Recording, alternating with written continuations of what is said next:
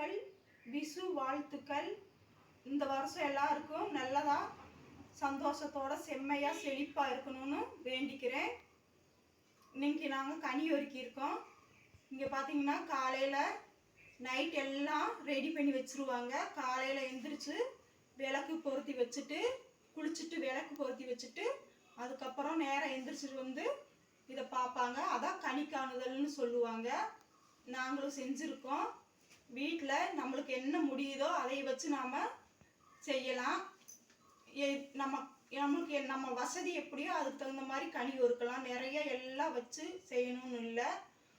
பார்த்தீங்கன்னா இந்த மாதிரி முண்டு வைப்பாங்க. முண்டுன்னு சொல்லுவாங்க. அதாவது புது துணி வச்சு காசு வச்சு சின்னதாக ஏதாவது தங்கத்தில் ஏதாவது சின்னதாக வைப்பாங்க. அப்புறம் கனி எல்லாம் வைப்பாங்க.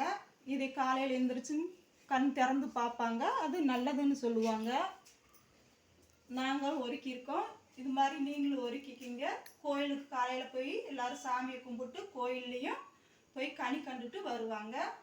இது இங்கே இருக்கிற வழக்கம், இங்கே இருக்கிற ஐதீகம் கூட. அப்புறம் குழந்தைங்களுக்கு வயசில் மூத்தவங்க இளையவங்களுக்கு கை நீட்டம் கொடுப்பாங்க. கை நீட்டம் அப்படின்னா காசு அவங்களுக்கு 10 ரூபாயோ 50 ரூபாயோ 100 ரூபாயோ அப்படி கை நீட்டம் கொடுப்பாங்க.